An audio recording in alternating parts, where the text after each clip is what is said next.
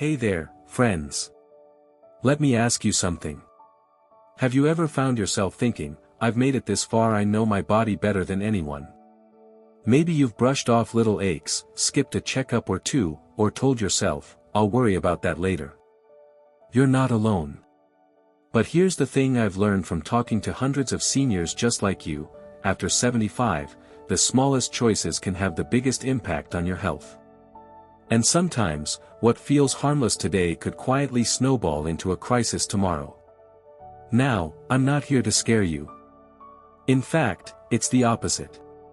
Today, we're going to talk about 5 deadly mistakes that cause 90% of major health crises after 75, and most of them are completely avoidable.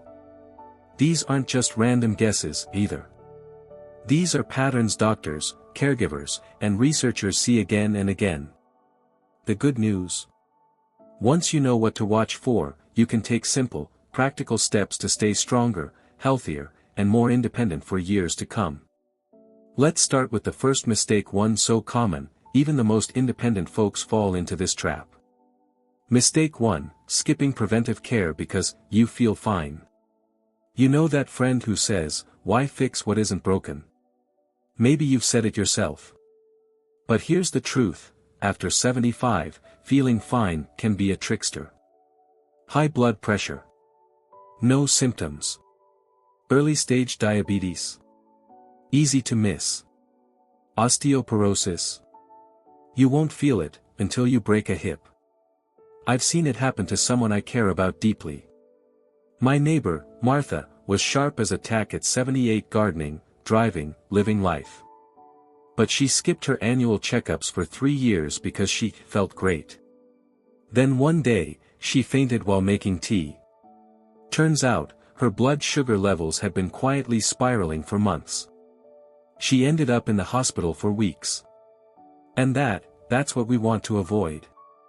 Here's the fix: treat preventive care like a lifeline, not a chore. Schedule that annual physical. Get your vision and hearing checked. Ask your doctor about bone density scans or blood work. And if money's tight, many clinics offer sliding scale fees for seniors. Think of it this way: catching a problem early could save you years of pain and keep you out of the hospital. Mistake 2: ignoring dehydration. It's more dangerous than you think. Now, let's talk about something we all forget, literally. Water. Sounds simple, right? But here's a startling fact: over half of seniors admitted to the hospital are dehydrated, and many don't even realize it. As we age, our sense of thirst dulls. Medications can dry us out. And before you know it, you're feeling dizzy, foggy, or worse.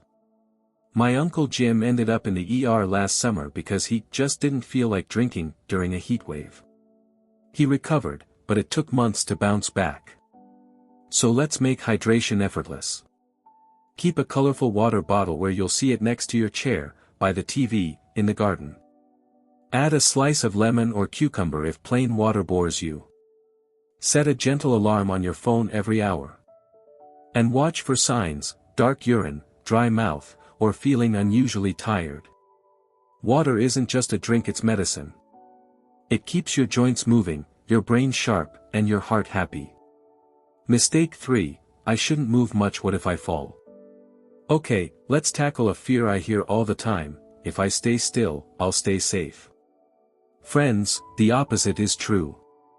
The less you move, the weaker your muscles get and the higher your risk of a serious fall.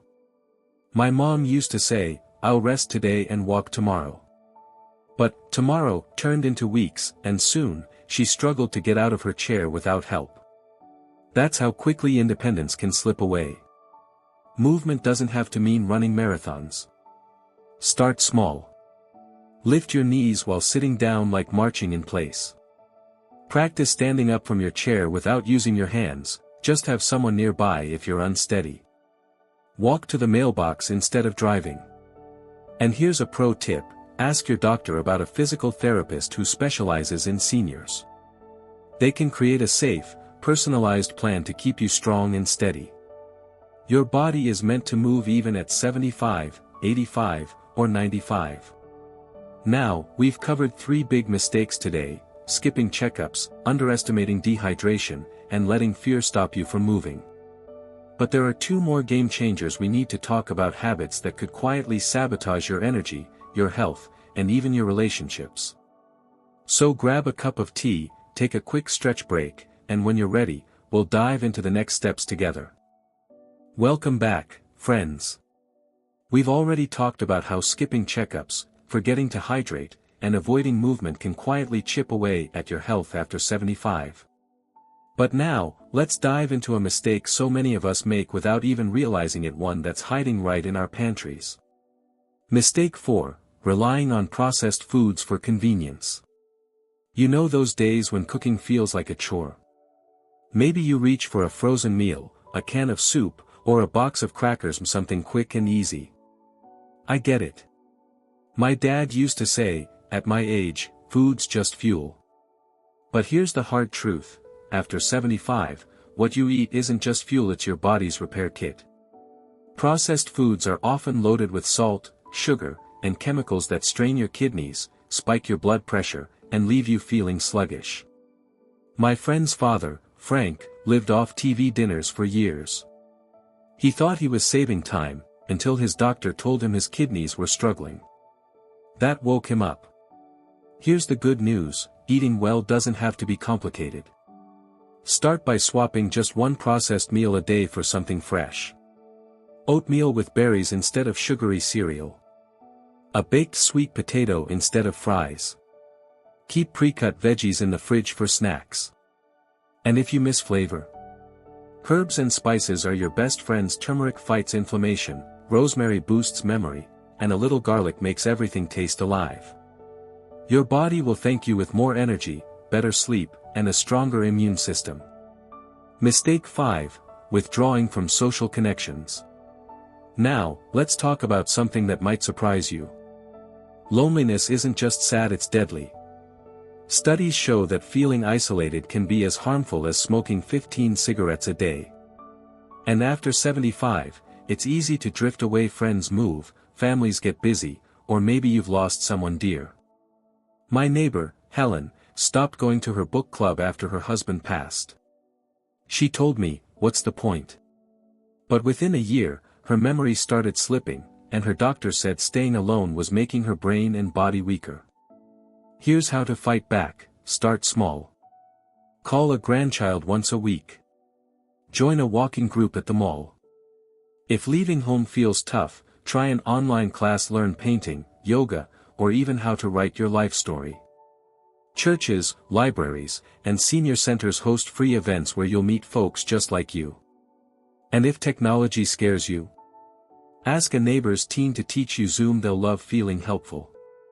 Connection isn't a luxury, it's a lifeline. It keeps your mind sharp, your heart resilient, and your days filled with purpose. You know, when I first started researching these mistakes, I kept thinking about my Aunt Lorraine. She's 82 and still travels solo, grows her own tomatoes, and volunteers at the animal shelter. But she'll tell you her secret isn't luck, it's awareness. She never lets a checkup slide, carries a water bottle everywhere, and hosts a weekly soup night for her friends. Does she have bad days? Of course.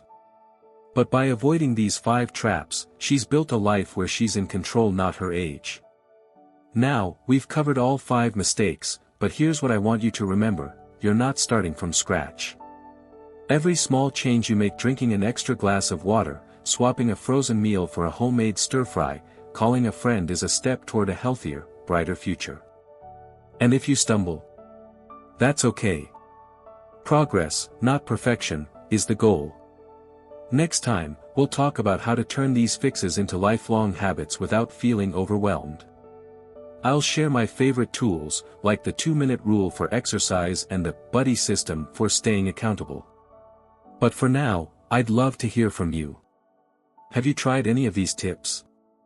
What's your go-to healthy snack or favorite way to stay connected? Drop a comment below, we're all in this together.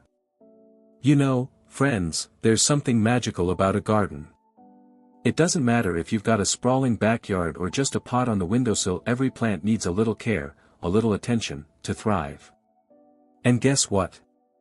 So do we. After 75, life isn't about chasing perfection. It's about nurturing what matters most, you. Over these last few chats, we've talked about 5 big mistakes that can sneak up on us later in life: skipping checkups, forgetting to drink water, staying still too long, relying on processed foods, and pulling away from others. But here's what I want you to take away: every single one of these mistakes is a chance to grow.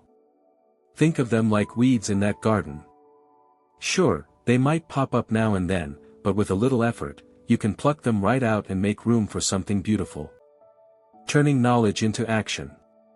Let me tell you about my friend, Carl. At 79, he used to say, "I'm too old to change." Then his grandson challenged him to swap 1 soda a day for water with lemon. Within a month, Carl's arthritis pain eased up so much, he started walking his dog again. Now, at 82, he's the one organizing neighborhood potlucks with a veggie platter, no less. Small steps add up. You don't have to overhaul your life overnight. Pick one thing today. Maybe it's texting a friend you miss. Or tossing a bag of frozen veggies into your next soup. Celebrate that win, then build on it. And if you're thinking, but what if I slip up? Let me ask you this: when a seedling wilts, do you give up on the whole garden? Of course not. You water it, adjust the sunlight, and try again. Your health is no different. Miss a day of exercise? Tomorrow's a fresh start. Ate a frozen pizza? Balance it with a crunchy apple tomorrow. Progress, not perfection, is what keeps you blooming. The power of why. Here's a secret: your why is your superpower. Maybe it's seeing your grandkids graduate. Or finally taking that trip to the Grand Canyon. Or simply enjoying mornings without aching joints. My why. I want to stay sharp enough to beat my niece at chess and humble enough to laugh when she wins. Whatever yours is, write it down. Tape it to the fridge. Let it remind you that every glass of water, every checkup, every walk around the block isn't just a task, it's a gift to future you. Closing thoughts: you're stronger than you think. Years ago, I met a woman named Evelyn at a senior center. She just turned 90 and told me, "Honey, aging isn't for the faint of heart, but oh, the stories you'll collect." She was right. Life after 75 isn't about avoiding storms. It's about learning to dance in the rain.